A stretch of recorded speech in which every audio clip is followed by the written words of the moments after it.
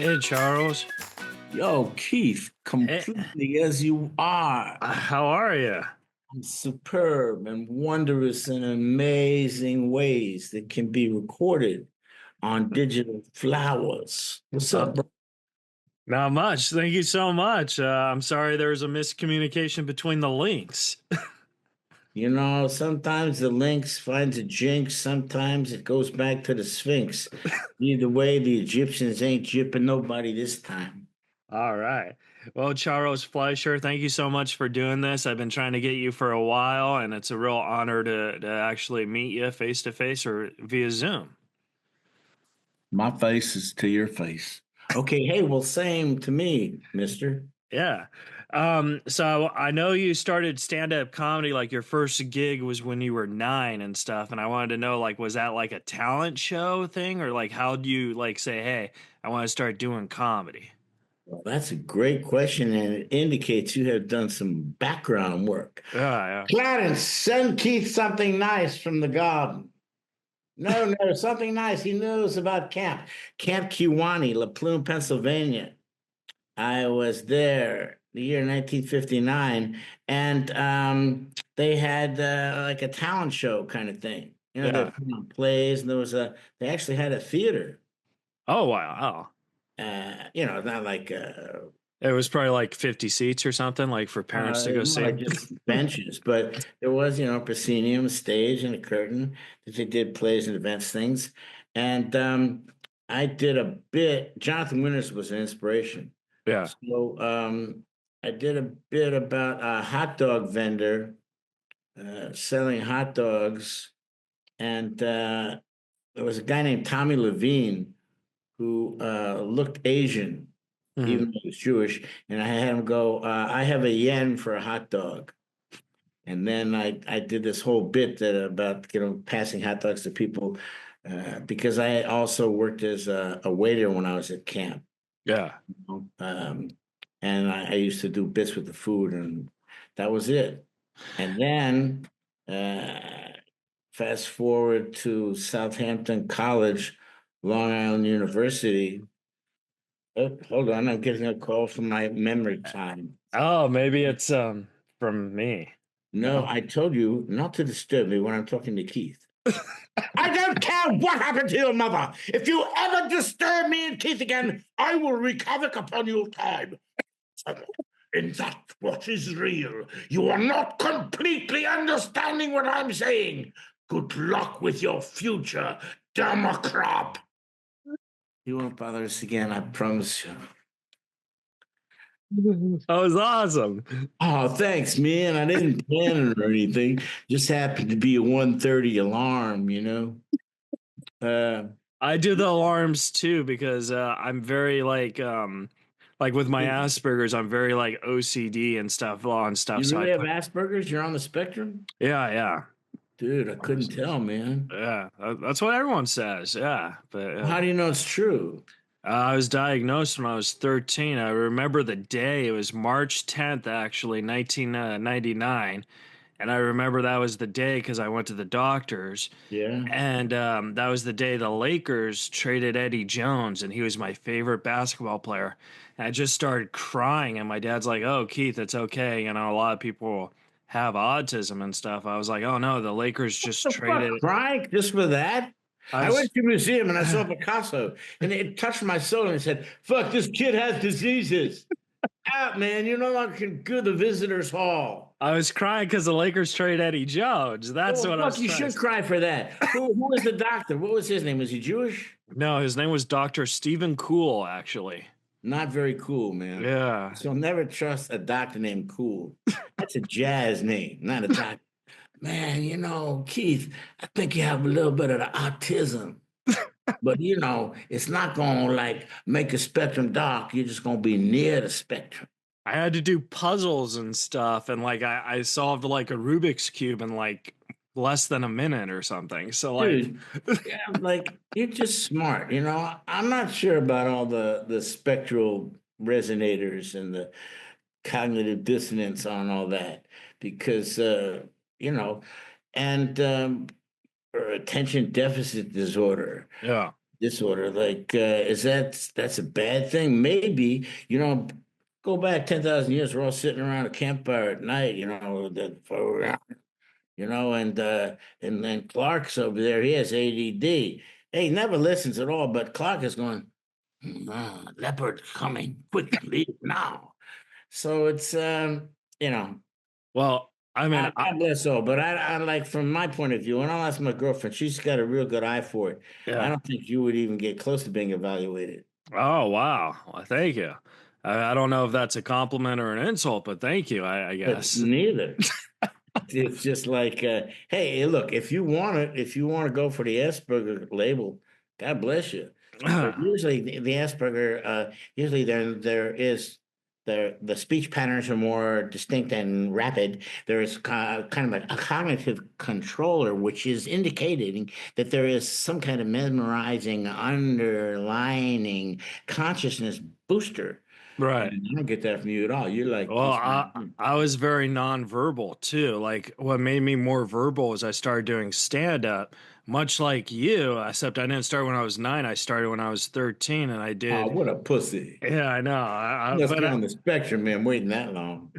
But like I kind of started on you. Like I started at like coffee shops, like a mom and pop coffee shops. They had like $20 best joke, and I always got picked on and stuff. So like I did my first time I did one joke, and I won the $20. And $20 for a 13-year-old is like $1 million. You know what I mean? Like it's like you know. Yeah, if you're on the spectrum, it is. So that's kind of how like I started doing comedy and stuff, and I went to speech therapy and all that. Well, whatever you did, you're doing it right because and like what's normal? Normal is a statistic. It's based on population. What the most people have is considered the norm. So, Yeah. um, I but I also feel like you might have a touch of Asperger's because you're very, very smart. You know, you're a scientist too. well, touch me with anything you want. I don't. I think people can be smart without having Asperger's, and Oh, people can be have Asperger's without being smart. I guess. yeah. Um, I So have no idea. I don't. I never had any indication that was the case. I mean, yeah. Well, I mean, that I was am what just. I am. You can label me. I'm a mutant. Oh, there's no disputant. I'm a mutant because I I think. discovered things that no one else knows about. Yeah, I think you're a great Mathematical things, mutant, though. shapes, uh, and that gives me a certain kind of harmonic vibration, which projects me up into the levels. You know what I'm saying? Yeah. Well, I wanted to ask about your science career because like when you started doing the being a scientist and stuff, you were still doing stand-up comedy. So like I wanted to ask like how did your career pass like how do you manage all that at the same time, you know? That's another great question. Uh, I never considered it something that manages. It's just things that I'm passionate about that Yeah. emerge and that they would blend. I mean, a bit that I used to do that I did on a Tonight Show called Mo Leads, which is about my mathematical discovery, or one of them Yeah. that has to do with prime numbers. Um, and as far as a scientific career, I don't know if I've really assembled enough money to consider it a career. But I think being a scientist is the way that you view the world Yeah. because I'm an artist and I'm a scientist. So the artist in me that is me wakes up and says, wow, what a beautiful day. But the scientist says, yes, but how does it work? I've always felt that scientists were like the real rock stars. I mean, if rock stars are rock stars, fucking Bowie. Come on. Right. Yeah. You know, can't beat that. But the scientists like Isaac Newton or anybody that's a scientist that goes out beyond what is known. And you mentioned talking late. Einstein talked, much later than normal kids. Oh yeah. Being able to use the mind to conceive things that aren't easily available to the other senses. Yeah, and so did Mark Twain too. So like a lot of Yeah. Samuel Clemens. We used to call him Sammy. Hey, That Sammy, you gonna finish that Huckleberry Finn bullshit? Who wants to know? Tom Sawyer. I got the guys from a rock group in the future, and they got a great drummer, Neil Peart. He's really good, man. I think they want to do it for you. Anyways, enough rock references. But I love music. I love rock and roll. I love blues, uh, art. who's your favorite band? That are playing today, or Or when you were growing up, or like who can you like jam out to right now? geez, start with Hendrix, the Rolling Stones, the Beatles. You know, I grew up in the '60s, Yeah. so all the '60s bands, Uh, all of them, obviously, but a great majority of them. There was, you know, Canned Heat. I mean, there was Steppenwolf. That's such a cool name, Steppenwolf. Yeah, well, you know, it's It's a band. a band and the name of a book. Yeah. I like the Violent Femmes, but I think they were the 80s. Yeah, stepping born to be wild. Get your motor running. That's Steppenwolf. Yeah. And then so like I also knew that you did art too because my friend his name's Pablo Francisco. He told me that he did stand-up comedy with you once, and you know how most comedians write a set list on a piece of paper. He said Mhm. your set list was just a whole bunch of stuff you were drawing and stuff. Well, I don't know. I mean, maybe that's what I told him, Yeah. but or maybe that's what he assumed. Yeah. But yeah, I would always, you know, my set list. I look at that, and I was pretty much in my head at that time, and my set list was often very improvisational. Yeah. Where I wouldn't know what I was going to do. I just let it go. But I always like to be busy and having a sketchbook. I always have my sketchbook with me. Yeah. And after my show, I would sell art, you know, in the merch line. People wait sitting in there and they, hey, what are you gonna sell? You got a T-shirt for us, an ashtray? I have these prints of my art. Get out of here! What are you, Van Gogh? Get the fuck out of here! But that's like one of the most unique merch things because a lot of people, like you say, they do sell T-shirts or I mean, maybe not DVDs anymore because I think DVDs are kind of dead. But like, they usually sell something, and I Yeah, think, you got a product.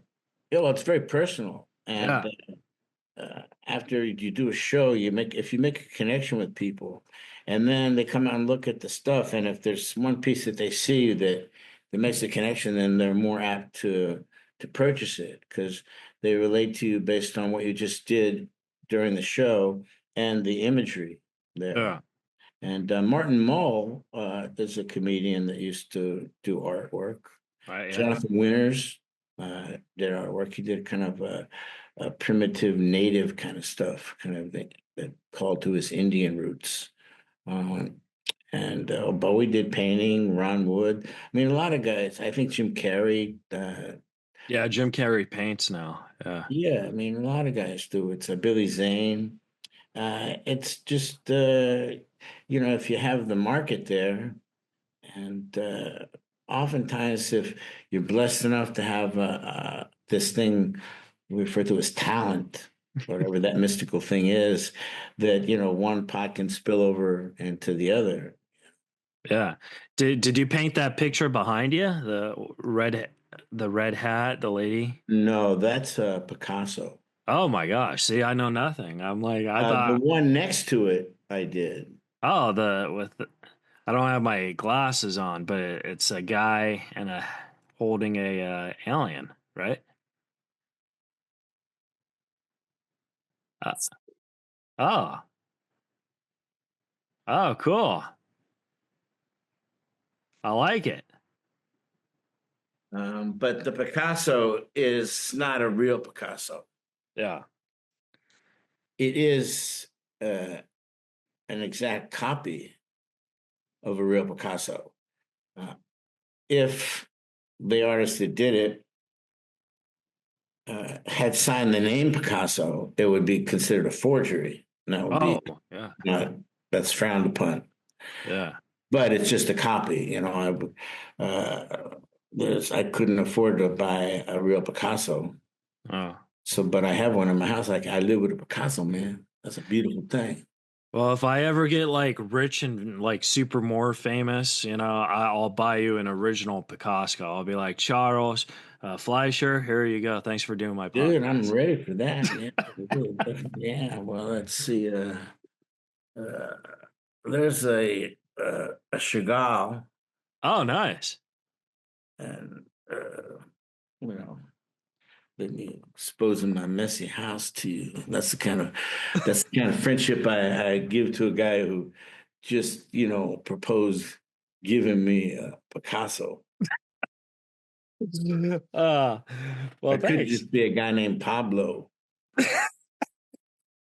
Well, I swear that's what Pablo told me. So, I mean, Well, we could, you can't doubt Pablo. yeah. Now, what about? Do you know anything about my book that's out? No, I didn't know you had a book. It's short stories Yeah, or, 10 oh, short stories. let's talk about that. How long did it take you to write it? I worked on it I'm looking around for a copy. I don't remember this. I know this one. I started about 20 years ago. Oh, nice. And then I sat around for a while. And then about 5 years ago, I started looking at it and thinking, wow, there's really something here, but I got to make it better. Yeah. And then I reworked it, and it's called Out of My Mind. It's on Amazon. Oh, And nice. they're science fiction, fantasy oriented. They're all about love. Tentative in there. Some funny stuff in there. I think there's a copy right there. Oh, but that's not the real copy. I know. Yeah, they're all in the trunk. Really? All in the trunk? Well, there it is without that, minus that. Oh, nice. Out of My Mind. Um, Stories by Charles Fleischer. yeah, Oh, that's my trust Flusher. And just for you, for your listeners and viewers, there's some good stuff. Look at that. Oh, see all those words. Blanket the ram well of Miss May Dodley boat no shit to the boat.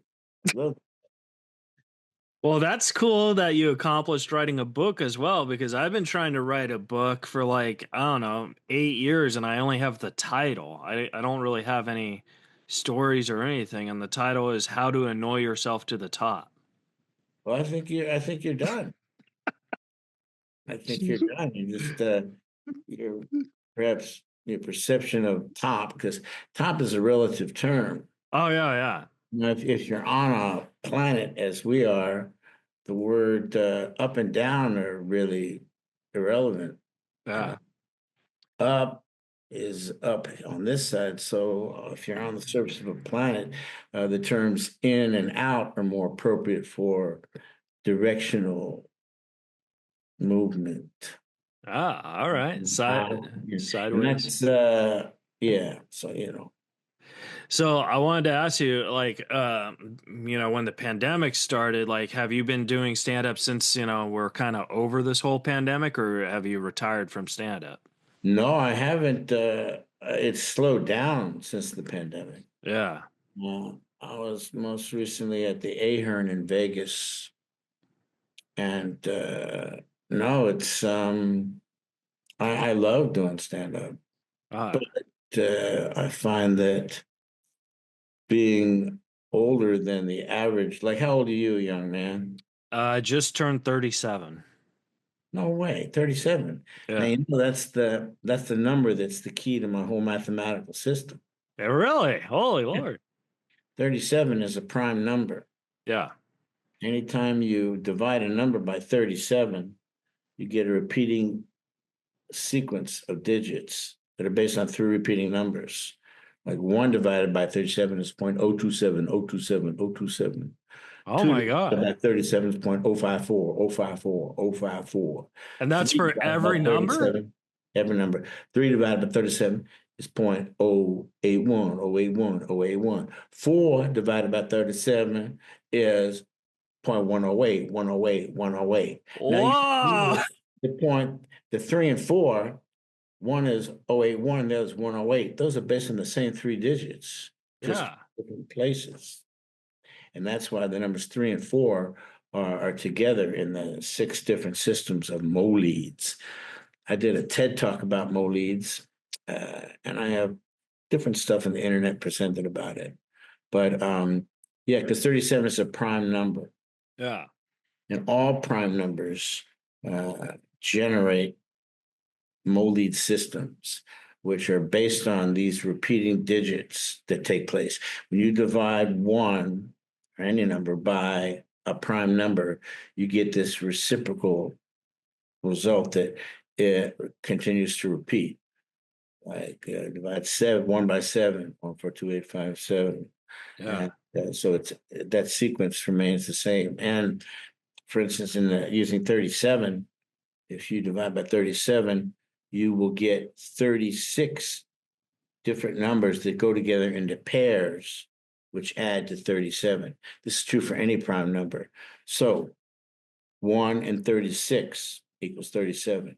Right. 2 and 35, 37. 3 and 34. So prime numbers used as a divisor will create pairs of numbers that add to the prime number. That's the one essential aspect of moleads, Wow. mathematical discovery. Yeah.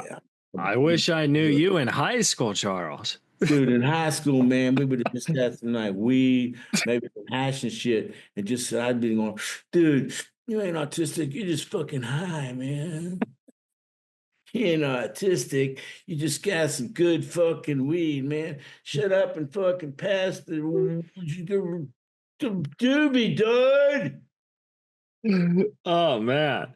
Wow, that is so fascinating. That's cool. How long like did it take you to come up with that? Like or did it just come naturally? Oh well, I'm still, working on aspects of it. Oh my god. Started with I got a calculator from my mother as a Christmas present. Mhm. And then I was just playing around and like dividing 1 by this, by that, 1 divided by 3, and that divided by 3. And then 1 divided by 3 to the third power is 1 divided by 27. 1 divided by 27 equals 0.037. And then 1 divided by 37 equals 0.27. And that just like said, wow, there's great beauty in this. Something's going on. And Yeah. then I just kept playing around, writing down things, looking at patterns, discovering things.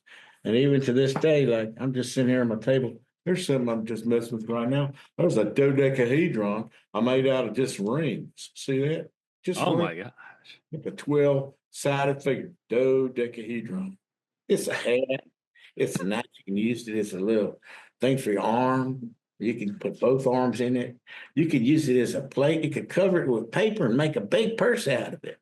Oh my gosh. Yeah, I This is got all kind of shit, man. I just sit around just making weird shit up. It's oh just right here at my table. this There's is and right here it is. So you see this thing here, then you go like that. Boom! It turns into that. What the fuck? Slappy Dog and Billy Wheels. Boom! wow. What the fuck is he doing? Turn that TV off, son. You haven't studied for your test. Charles, I wish our paths crossed way earlier. We could have been best Dude, friends. I wish for futile things. Our paths have crossed now. This is the time it was meant to be. You cannot wish for this. Dude, I wish that I had been you before I was me so I could have prepared for the interview better. Keith, when I was you, I never really thought to ask me this, but now that I've been you, I don't really need to. Man, I'm so glad that we took an adventure together. Don't tell me you put acid in the punch. Ah!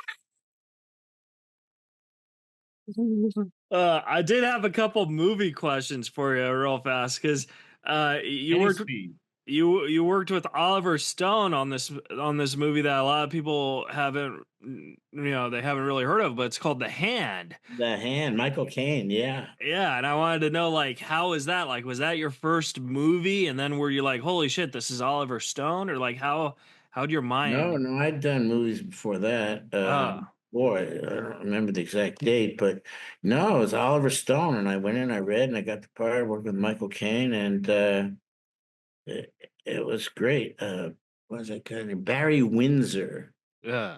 was the name of the artist that my character was kind of based on. And I actually met him, and he did like really amazing illustrations.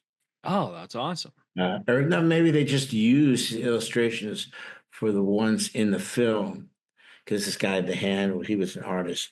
Anyways, yeah, that was Oliver Stone. Yeah, and like I worked with Oliver Stone, I worked with Bob Zemeckis, David Fincher, yeah.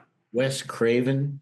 Oh yeah, you did a Deadly Friend, and Nice. then you And Nightmare did on Elm Street. Nightmare on Elm Street. Yeah, Yeah, I Deadly knew Man. I was getting Nightmare of Elm Street confused with Freddy, but it's kind of confusing because they did a movie together. So it's like, you know what I mean? It's Freddy Krueger? yeah, like Well, that is Freddy. Nightmare on Elm Street. Oh yeah, yeah. Okay, excellent. I knew that. I knew you did, man. You still getting high, huh? Toast one up, dude. It's legal in California, Orange.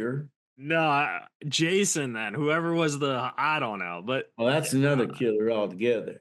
I was getting confused. But no.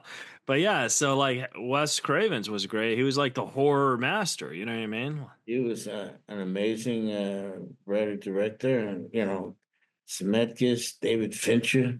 All of a sudden, to tell you, a lot of people they say, "Hey, your career could have done more this or that," but I've not done stuff. You know what I'm saying? And I ain't through yet either, pal. I'll tell you that.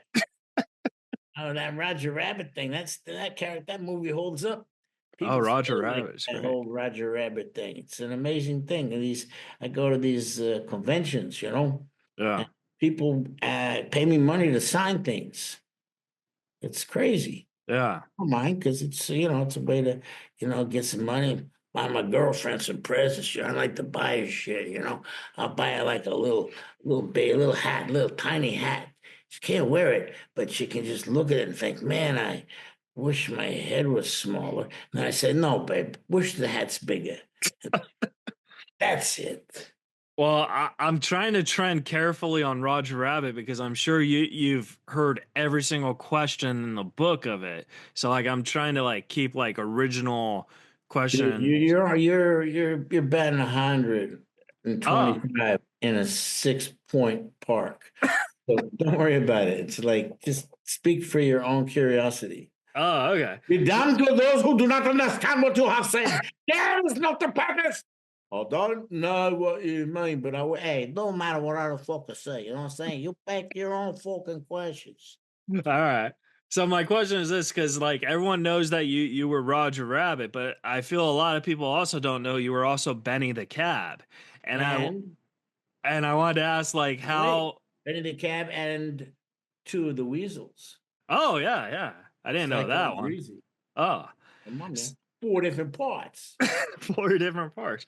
So I wanted to ask you like how was that when you were recording and stuff? Like when Roger talks to Benny, or like did you just talk kind of like this, or did you record Roger's line first, then Benny's lines, and Well, I didn't become Benny until post production. okay. Lou Rawls was original, or the original Benny the Cab, and it didn't work out with him. The voice, and Zemeckis asked me if I would want to, be Benny the Cab. I said sure. Oh, nice. So my voice was recorded live on the set every day. Yeah. I had a costume made. Probably heard that too. But I wore a Roger Rabbit suit on set. And then was that just for like the animators to know, like, okay, we gotta put Roger in this place where you're at, and like, No, that was just my own instinct as to I'm doing a movie in England with really cool people, and I'm off camera as a voice, so I can't just wear my regular clothes and right? say, oh, this American guy, he's got a corduroy. He wore the same pants yesterday. What a punter. What a bleaker. Same fucking shirt 3 days in a row. Yeah. Oh, the smelly fuckers. No, I just thought it'd be good to have I had ears, and they made me Joanna Johnson, I think her name was, a whole Roger Rabbit suit. And we were filming at in England at Elstree Studios, and they were filming Superman there at the time. And somebody from that cast saw me and the commissary dressed as Roger, and he said something like, "Hey, Rabbit movie's not going to be very good. I just saw the guy playing Roger. He doesn't even look like a rabbit." And it helped Bob Hoskins too, because he had to imagine Roger there in front of him. Yeah. So it helped him do that. And I would be off camera, my own mic, watching Hoskins. So whatever he did, like if he pulled my ears, I would have to react to that. Yeah. I began to call this process transprojectional acting.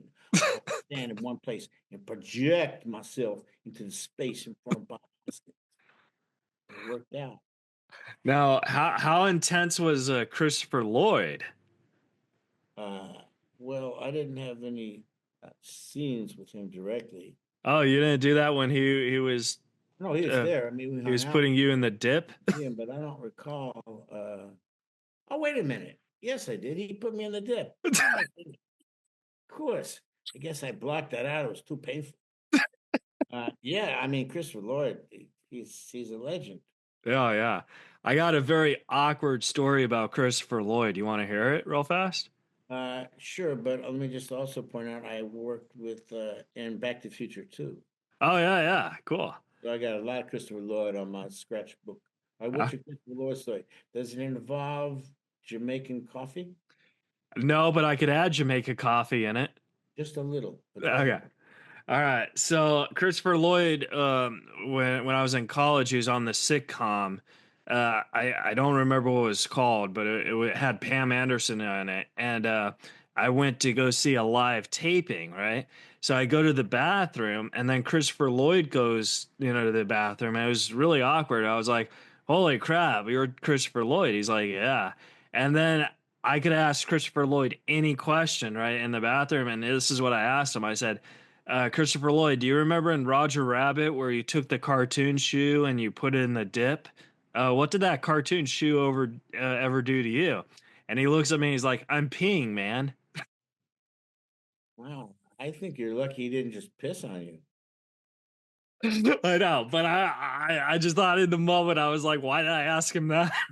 You know, I've done a lot of podcasts, and no one has ever worked Christopher Lloyd's dick into the conversation, and kept it, at a sophisticated level. I got to commend you for that. Wow, that's really, boy, it's hard to come up with And then something. we went to go get Jamaica coffee. Well, that's because he had a lot of Jamaican coffee, hence the extreme need to pee, and the peeing was so fluid and such velocity that it made you think of dip. Exactly. So yeah. And then let's go to Zodiac because your scene in Zodiac was so it was so dark and so powerful, and I just wanted to know because in the movie it makes you think maybe you are the Zodiac killer, and then they kind of stirred away from it, but your scene was like, whoa, you know what I mean? Like I thought you were him. It's what you call a red herring. Yeah. Now, I was a voice in that movie too, Oh wow. been credited. However, uh, Melvin Bella, I think, is the attorney, and he's on a TV talk show. And somebody from a mental institution calls into this talk show, says that he's the Zodiac, and they think maybe it is. And that Fincher had me do that. Oh my god. Wow.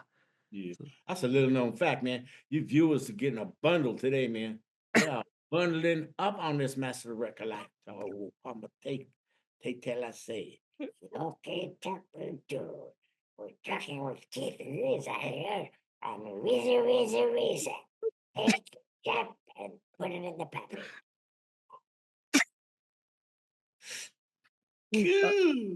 Uh, and Sticky then butt, dude. and then I just have two more movie questions for you. Dick Tracy, I wanted to talk about that because that movie's great too. Wow, And that's a good thing. Yeah, that's Warren Beatty.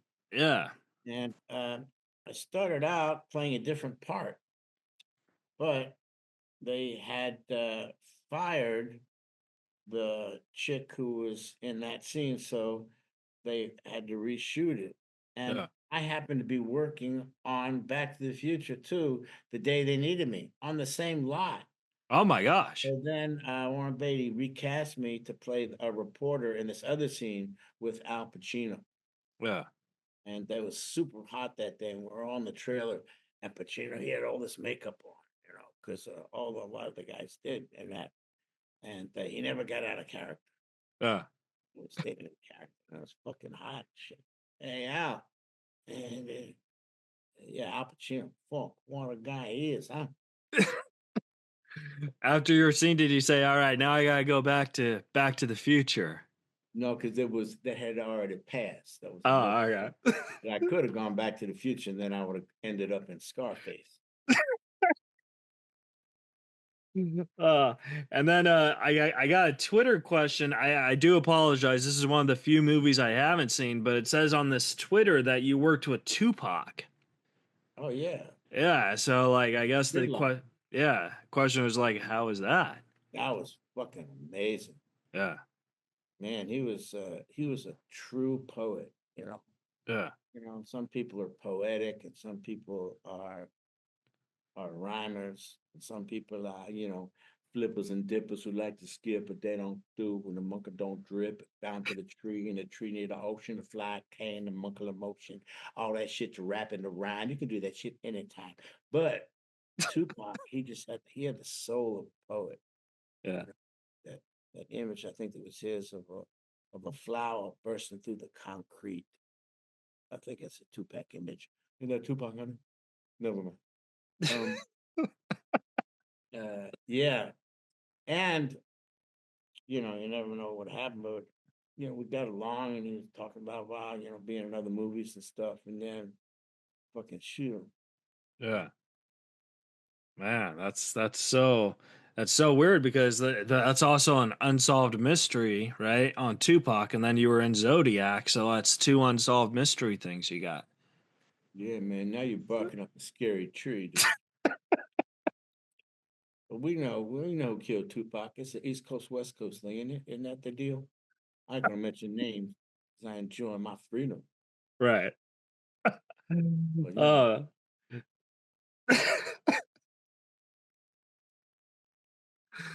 all right. So I got two more questions, and then because I want to respect your time. But Charles, if you were a Ben and Jerry's ice cream flavor, what would your flavor be, and what would you call yourself? call myself anal thrush. Anal thrush. All right. Anal thrush, yeah. Because you eat it, and it causes your rectum to like vibrate. You get like a thrush kind of flushed disease feeling. Yeah. It wouldn't be popular, but it, it would actually just be vanilla. See, I think vanilla ice cream gets a bad rap. Vanilla gets a bad rap. Oh, it's so vanilla. But vanilla, for me, that's a nice flavor. Yeah. Very, very nice. Shit, I like all the flavors. Cilantro, that's my least favorite ice cream flavor. Cilantro ice cream. Well, cilantro, anything. Cilantro tastes like soap to me. Oh, really? Yeah, a lot of people do. It's a genetic thing. I think it's the 11th chromosome or something. Uh, it is. My daughter has the same thing. Cilantro tastes like soap. Yeah. And the molecule for soap is kind of similar to the molecule for cilantro. I think cilantro comes from a word that means bed bug.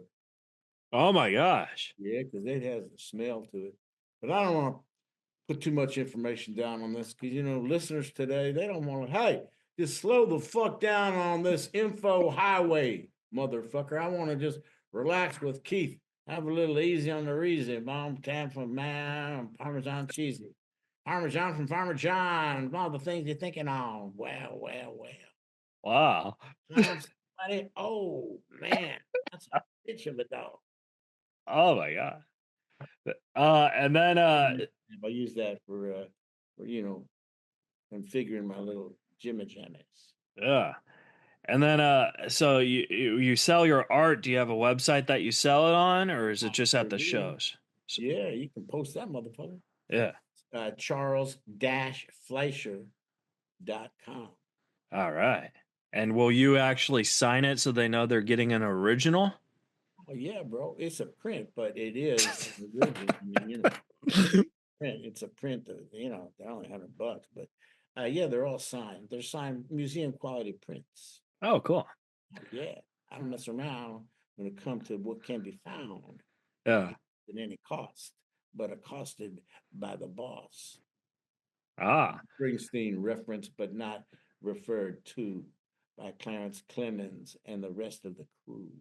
Oh, that's great. Charles, I want to respect your time, but I did have one more Dude, you can question. respect my time. You are one of the best interviewers and just generally cool people. Oh, cool. So you can, my time, fuck, what do I got to do? Go outside in the backyard and look for some grass and trees? Oh my gosh. All right. Yeah, All whatever right. you need, In that case, then I have two more questions. I got three answers, so you better come up with something. So you're on Cameo, and I wanted to ask you, what's the oddest Cameo request you've ever gotten? Oh, probably to recreate the voice of a vagina. What? Yeah, someone wanted me to, but not just a baboon vagina. Yeah. The father was a zookeeper and had lost its baboon or something, and he was really upset. And it was a birthday, and they wanted me to speak like I'm a baboon vagina. Wow. So you made that birthday, right? I made the birthday, and I also made the most wanted list in a small town in Wisconsin. They're spreading just bad things. Oh my gosh. And simian symmetry, the lost ape of whoop crap. Uh, that is obviously not true. Right. However, I didn't think it was, but I was going. you're pretty perceptive. Most often, it's something Roger Rabbit. Yeah. But I have gotten some Zodiac stuff and, things that you think are even really obscure, like Welcome Back, Cotter. Yeah. Almost anything I've been in, somebody references it for something that they want. Yeah. I get a lot of breakup ones, like break up with my significant other ones. I don't know. Yeah, It's like roasting, I guess. I don't know. yeah, you're projecting the comfort Right. of departed souls of the lost. Yeah. I mean, I'm not comfortable doing it, but I need the $10 or whatever I charge. You know what I mean? So You charge that much? $10? yeah, because I mean I'm just known because like I toured with Norm Macdonald for 9 years. So like Norm had a huge fan base. So that's kind of how I'm kind of Wow, known. You know what I I mean? love Norm Macdonald. I don't think I ever really met him. Oh, really? I know it's worked very well, but I don't think we ever met. But I have such admiration and respect uh, for his wit and originality, and just how funny he was. Oh yeah, he was the best. So like I guess I was just saying that's how I'm known. Like that's how I got on Cameo, I guess. Oh, that's great, man. So, but I don't have a movie or anything. Well, And then not yet, not not yet. yet. Yeah, that's true. And then I know this question gets asked a lot, but there's also rumors that it's going to start again. Is Roger Rabbit 2 going to happen, or is it just in development hell, or is it You don't know? no? It's been out for 2 years now. Has it really? Yeah, but you can only see it in Saigon. Oh my god! And there's a little place in North Korea, a small theater that's showing it. And it's unbelievably good. Oh, But it's spoken in a dead language, and the animation was done with Etch a Sketch. So it's problematic. yeah. Okay, once again, I've led you down the wrong path. Oh my god! I was totally believing you. I was like, I'm about to buy a ticket. Yeah, especially, yeah, right to North Korea. Yeah, that's going to work. No, that's, I don't think that will ever happen Okay.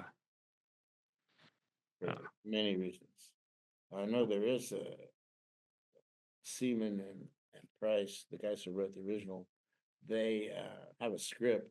Zemeckis said was pretty good, but um, Zemeckis thinks that Disney wouldn't uh, do it because of Jessica Rabbit, because it'd be hard for them to do Jessica Rabbit in a movie today. Right. But there's also a thing called divorce. So Roger could divorce Jessica and then just go into the movie, right? Yeah, but that would not be a good thing for Roger, right? Like that part of the beauty of the movie is the love that they share. No, yeah, I agree. I was just trying Man, to to be make loved by this gorgeous babel. Toonpool. Once you go Toonpool, you don't come back, you know.